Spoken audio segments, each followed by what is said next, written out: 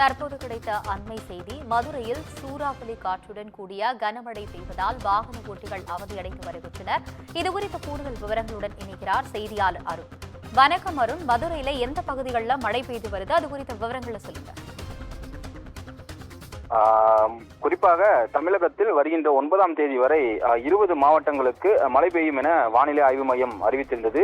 இந்த நிலையில் கடந்த சில நாட்களாகவே மதுரையில் வழக்கத்திற்கு மாறாக 100 டிகிரி செல்சியஸுக்கு மேலாக வெயிலானது நிலவி வந்தது. இந்த நிலையில் கடந்த 2 தினங்களாக மாலை வேளையில் கனமழையானது பெய்து வந்த நிலையில் இன்று மாலை, அதாவது சரியாக 4 மணி அளவில் கிட்டத்தட்ட ஒரு 20 நிமிடம் கனமழையானது, இடியுடன் கூடிய கனமழையானது பெய்தது. பலத்த சூறைக்காற்றுடன் பெய்த இந்த கனமழையால் மதுரை மாநகர் பகுதியான கோரிப்பாளையம், தல்லாகுளம், தமுக்கம், அண்ணா நகர், அண்ணா பேருந்து நிலையம், அதே போல மதிச்சியம், தெப்பக்குளம், முனிச்சாலை உள்ளிட்ட பகுதிகளில் மழையானது இடியுடன் கூடிய கனமழை பெய்தது. இதனால் சூறாவளியுடன் கூடிய காற்றுடன் பெய்த இந்த கனமழையால் மதுரை மாவட்ட ஆட்சியர் அலுவலகத்தில் முன்பு நிறுத்தி வைக்கப்பட்டிருந்த வாகனங்கள் மீது இந்த மரங்களானது கீழே விழுந்து முறிந்து சேதமடைந்தது. குறிப்பாக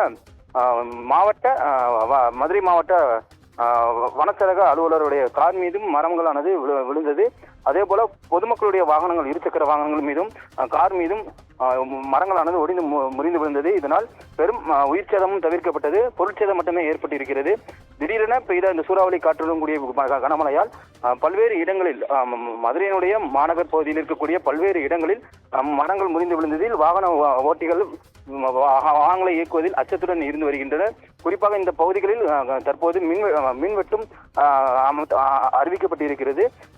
தற்போது அந்த மரங்கள் விழுந்த பகுதிகளில் மரங்களை அகற்றும் பணியில் மதுரை மாநகர மற்றும் புறநகர் பகுதியில் இருக்கக்கூடிய தீயணைப்பு வீரர்கள் மீட்கும் பணியில் ஈடுபட்டிருக்கிறார்கள். ஆனந்தி, உங்களுடைய விவரங்களுக்கு நன்றி அருண்.